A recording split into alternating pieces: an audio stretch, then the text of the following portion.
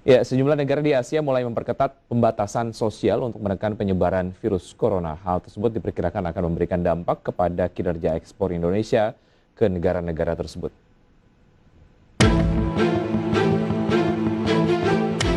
Malaysia mulai memberlakukan lockdown pada 18 Mei 2021. Pada 19 hingga 21 Mei 2021, pasien positif corona di Malaysia bertambah lebih dari 6.000 orang per hari. Ini adalah kali pertama Malaysia alami kenaikan jumlah kasus positif COVID-19 sejak Malaysia mencatatkan kasus perdana pada Januari tahun lalu. Sementara Singapura mulai menerapkan pengetatan pada 16 Mei 2021 hingga 13 Juni 2021. Sama seperti di Malaysia, masa-masa awal pemberlakuan masih belum berbuah positif. Pada 16 hingga 21 Mei 2021, rata-rata pasien positif corona di Singapura bertambah 38 orang per hari. Masih lebih tinggi ketimbang rata-rata 6 hari sebelumnya, yaitu 29 hari. Sedangkan pemerintah Taiwan memperketat larangan aktivitas dan mobilitas publik mulai 12 Mei 2021 hingga 8 Juni 2021. Seperti di Malaysia dan Singapura yang terlihat malah pandemi semakin menjadi. Sepanjang 12 hingga 21 Mei 2021, rata-rata pasien positif di Taiwan bertambah 193 orang setiap harinya. Angka itu meningkat dibanding rata-rata 10 hari sebelumnya yang mencapai 8 orang per hari.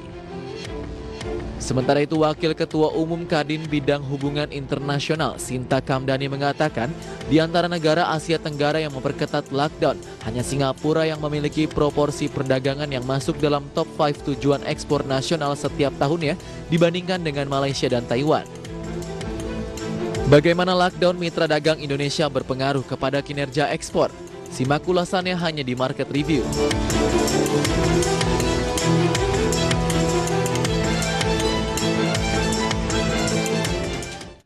Ya, pemirsa, untuk membahas tema kita di paruh pertama di Market Review, sudah terhubung melalui aplikasi Zoom Bapak Handito Juwono. Beliau adalah Ketua Komite Tetap Pengembangan Ekspor Kadin Indonesia. Kita akan memperbincangkan mengenai kinerja ekspor Indonesia dan kebijakan lockdown mitra dagang. Selamat pagi, Pak Handito. Selamat pagi, Mas Vicky. Ya, apa kabar Pak Handito? Baik, baik. Ya, salam sehat untuk kita semua, Pak Handito. Ya, Baik, betul.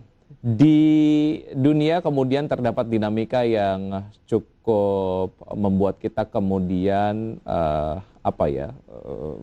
terkejut bagaimana sebetulnya tsunami COVID-19 terjadi di India dan juga beberapa negara, tentu saja mitra dagang Indonesia menerapkan lockdown, ada Malaysia, Singapura dan juga Taiwan. Bagaimana Anda melihat kebijakan ini dapat mempengaruhi kinerja ekspor dari Indonesia, Pak Handito?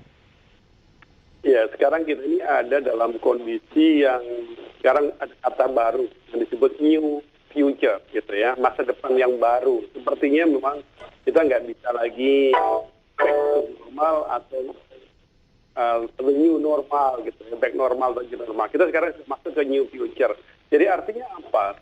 Kalau kita lihat masa depan khususnya ekspor kita memang nggak boleh lagi berkaca kepada atau menengok yang ke belakang, kita harus melihat ke depan. Jadi kalau sekarang kenyataannya memang kemudian pandemi corona ini memasuki babak baru yang belum jelas juga akan menjadi lebih baik atau terkendali, maka sebenarnya kita haruslah mengukur kinerja kita ini dengan ukuran-ukuran baru, dengan masa depan yang baru. Jadi kalau saya melihat seperti ini, maka kita boleh dikatakan sekarang ini anggap saja ini lagi menata ulang lah perekonomian global ini dan termasuk juga perekonomian Indonesia.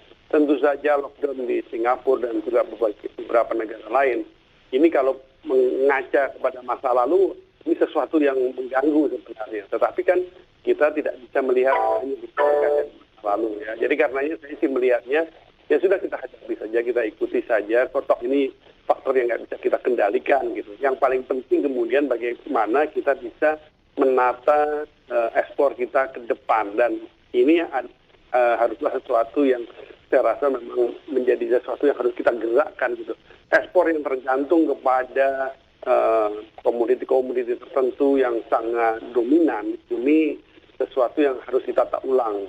Kita perlu terus mendorong keberhasilan beberapa komoditi yang menyumbang ekspor besar.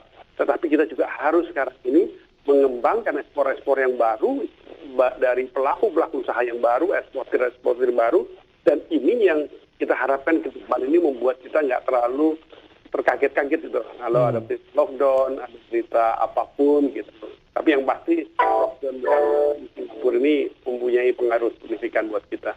Baik, terkait dengan new future yang Anda tadi sampaikan, berarti kemudian eksportir ataupun mungkin pelaku usaha di Indonesia harus cukup terbiasa dengan upaya-upaya penanggulangan COVID-19 yang sifatnya custom, cair dan tidak kemudian permanen begitu. Sehingga ini kemudian membutuhkan sebuah penyesuaian yang mengikuti dinamika begitu ya Pak Handito ya?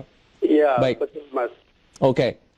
Kalau kita lihat sebetulnya dari 3 negara yang sejauh ini menerapkan lockdown, Pak Handito, ada Malaysia, Taiwan, dan juga Singapura. Sejauh mana lockdown di sana, di 3 negara ini mempengaruhi eksportasi produk-produk Indonesia ke 3 negara tersebut?